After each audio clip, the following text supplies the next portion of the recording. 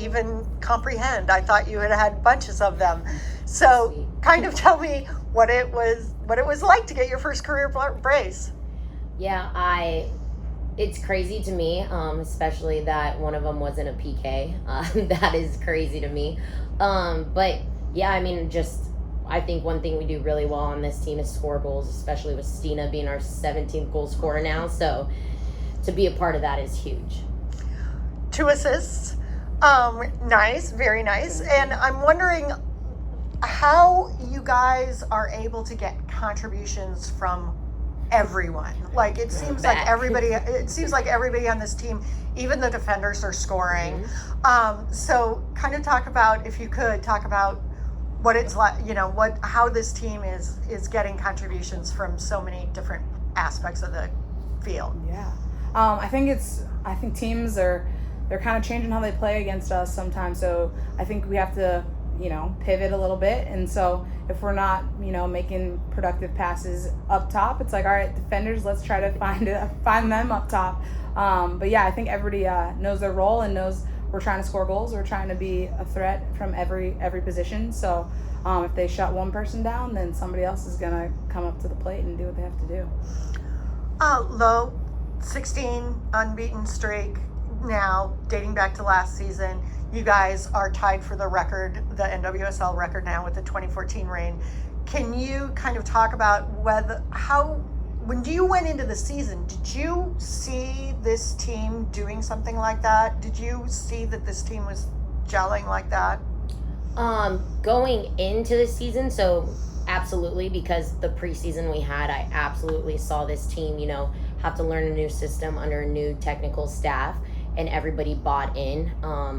Blacko set the standard immediately, and there is a competition in every single position, and that person in training is just making that other player better. So it is a full team effort. I think our wins feel so good because it takes the entire team. And so it's crazy to say that it dated back to last year, and I think it was coming off only one game of last year. I don't know, two games. And so the fact that this team has put that together is incredible. But we don't look at that. We keep looking at the game at the end of the week, and I think that's why we're able to accomplish these goals. All right, I'm going to the Zoom now. First hand up I saw was Daniel Sperry, KC Star. Congrats on the victory tonight. For you, Ball, just what was the back line doing to shut down Sophia Smith tonight? I know she gets a goal, but it seemed like that was like one of her only chances. So how are you guys kind of limiting the service to her tonight? Yeah, I mean, obviously she's one of the most dangerous players in the world. So we definitely were focused on making sure that we were around the ball and around her when the ball came to her. I think our defense really stepped up and took everything that we were working on in training. And yeah, I mean, she's a great player. We did a good job, and on to the next one. For you, Lo, you said on the broadcast it was kind of maybe for one of those shots to go in. That second goal was a powerful effort. Where does that rank for you in your career goals scored? Oh, definitely one of the top, because I think there's been so many where I've just fully sent it in a game and it doesn't even hit the frame. So for one to finally, for me to get on a second ball and put in the back of the net, it feels good that it's taken, 10 years to do. And then maybe both of you could speak to this, but just how much do you think playing at CPKC Stadium has helped you guys normalize the type of environment that you would face in Portland? I know it's still tough, but it feels like constantly playing in front of crowds and atmosphere like that's got to make it a little bit easier to play in front of the environment that is in Portland. Do you want me to go first? You can go. Yeah. Yeah, I mean, having the crowd that we have every single game at home definitely eases the nerves, especially I think for those younger players who are thrown into the mix and thrown into, a crowd like we have at CPKC. But yeah, I think that coming here and just staying focused on what we're doing and, not even worrying about the crowd is something that's really important. And remembering what we're going home to. So, yeah. Yeah, I think I heard you say this word normalize, and I absolutely love that this is becoming a normal thing. You know, Portland was the first stadium and team to set the tone of creating this amazing atmosphere and environment. And then Kansas City caught on, and we're doing the same thing. So if it is going to be the norm for the entire league now, that's going to be amazing. That is a goal for sure. All right, thanks, Daniel. Up next, PJ Green, Fox 4. Hey, for both of y'all, Blackwell was talking about earlier about how you switch from like a 4-4-2, but sometimes to a 3-5-2, but sometimes it can be a 4-2-3-1. So can y'all just talk about the variance of playing with that kind of versatility? Yeah, I think he's just trying to confuse you and everybody who follows your work. But I think it just shows that Vlatko, you know, he understands the game. He understands the game so well, and he sees something and he'll relay a message. And this is what I love about this group, is because we can adapt. We will shift. We'll do whatever the game gives us while still focusing on our goals. And I forget the term we use for whatever we like to do with our tactics. But it just shows that if there's an issue, he'll relay a message and the whole group will adapt. And that's what I love about this group. Yeah, the versatility that our team has is like something that is super special. Obviously, like I said earlier, teams have to adapt how they play to us, but we also adapt as the game goes on once we see what they're doing.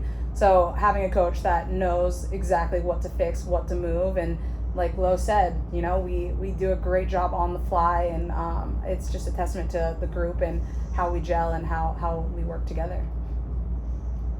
And Tim Watt getting that goal, I mean, she's fighting off like 3 or 4 defenders. One of them gets knocked down. I mean, Blackwell was saying that her ability not only helps herself but also everyone else in training. Can y'all just speak to how she impacts the team and makes everyone better?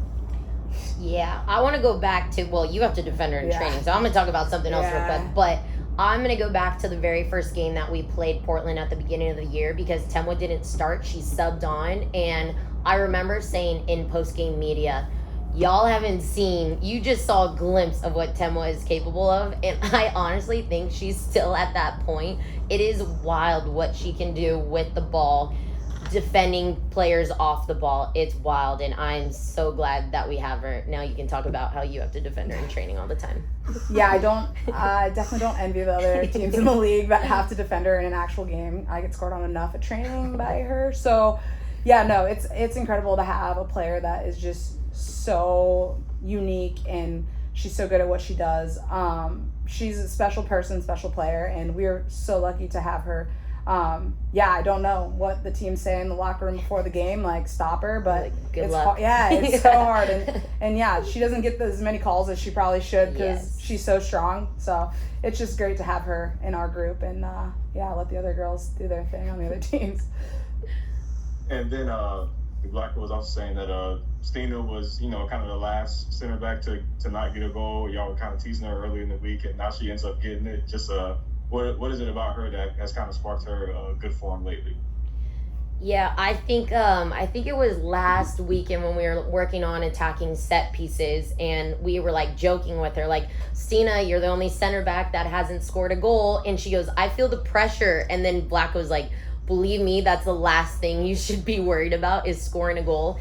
And then she goes and scores one in this set piece. So I love it. I love that everybody is getting goals, and I think for me that was a team goal as well, because everybody was fighting for a second ball, getting a touch. I did not know that's the assist you got, or one of them.